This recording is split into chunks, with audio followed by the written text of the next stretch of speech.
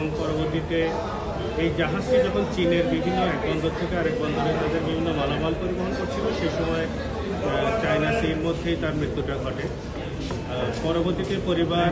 জানতে পারে যে তার এরকম মৃত্যু ঘটেছে। বাংলাদেশি যে সংস্থা এই ক্রু রিক্রুটমেন্টের সাথে জড়িত ছিল তারা তাদেরকে পরিবারকে জানায় যে মারা গেছে তিনি জাহাজে থাকা অবস্থায়।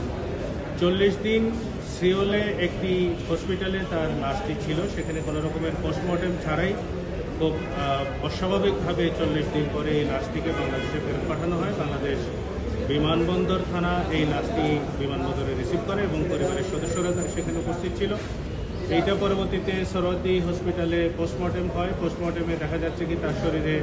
আঘাতের চিহ্ন আছে এরকম কথা বলেই এবং এটি একটি হত্যাকাণ্ড হিসেবে সন্দেহ করে হচ্ছে পোস্টমর্টেম রিপোর্টটি দেওয়া হয়। নগদে 500 টাকা বা তার বেশি পেমেন্টে পেতে পারেন ঢাকায় জমিসহ 20 কোটি টাকার পুরস্কার। যখন লাশটি বিমানবন্দর থানা রিসিভ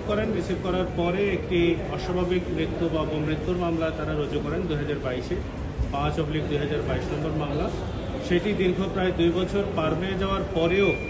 এই মামলাতে কোনো রকমের রিপোর্ট দেননি এবং যেহেতু আমরা দেখছি যে পোস্টমর্টেম রিপোর্টে বলা হচ্ছে যে এটি হত্যাকাণ্ড হতে পারে, এটি মর্টেম, সেক্ষেত্রে বডিতে ইনজুরি মার্ক এবং এই তার ভাই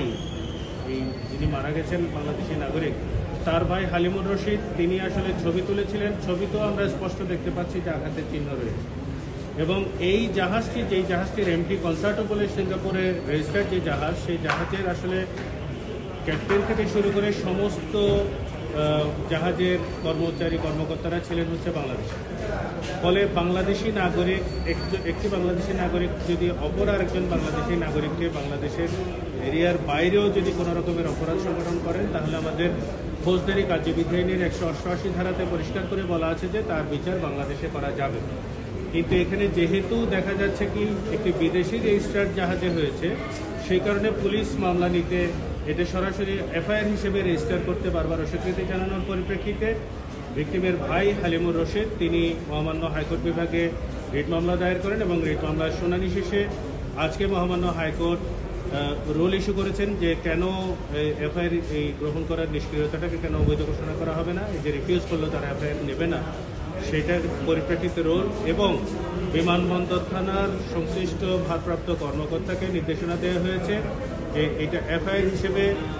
যেটি ভিকটিমের ভাই যে এফআইআর দায়ের করেছিলেন সেই এফআইআরটাকে রেজিস্টার করে যথারীতি তদন্ত কার্যক্রম শুরু করার জন্য অন্তর্বর্তীকালীন নির্দেশনা দিয়েছে। আমার কাছে মনে হয় যে এই ধরনের একটি মামলা বাংলাদেশে খুবই আনইউজুয়াল যে জাহাজে এরকম মারা যাওয়ার পরিপ্রেক্ষিতে মামলা না নেওয়া, বরং উল্টোটাই আমরা দেখি মানব পাচারের কিংবা অন্যান্য বিষয়গুলোর ক্ষেত্রে যেখানে জাহাজে কিংবা অন্য কোনো বিদেশের মাটিতে মারা যাওয়ার ক্ষেত্রে বাংলাদেশে মামলা হয়েছে, সেটার বিচার হয়েছে এবং মহামান্য হাইকোর্ট বিভাগ থেকে ইতিপূর্বে 1982 সনেই এই জাজমেন্ট হয়ে আছে যে বাংলাদেশে আসলে এই বিচারগুলো চলবে। তারপরেও আসলে কেন রিফিউজ করা হয় সেইটা নিয়ে আমাদের খুবই আক্ষেপের জায়গা ছিল এবং মহামান্য হাইকোর্ট বিভাগেও আমরা সেটা তুলে ধরার চেষ্টা করেছি। তো মহামান্য হাইকোর্ট বিভাগ শুনেছেন, ডেপুটি অ্যাটর্নি জেনারেলও আসলে ওনার বক্তব্য রেখেছেন, উভয় পক্ষকে শুনে আজকে রোল এবং অন্তর্বর্তীকালীন নির্দেশনা দিয়েছেন। এটা এই এফআইআরটা মামলা হিসেবে নেওয়ার জন্য জাহাজটাকেই এফআইআর হিসেবে রেজিস্টার করে তাতে তদন্ত কার্যক্রম পরিচালনা করার জন্য ডিভিশনাল বেঞ্চ ছিল হচ্ছে মাননীয় বিচারপতি জনাব শেখ হাসান আরিফ মহোদয়ের কোর্ট এবং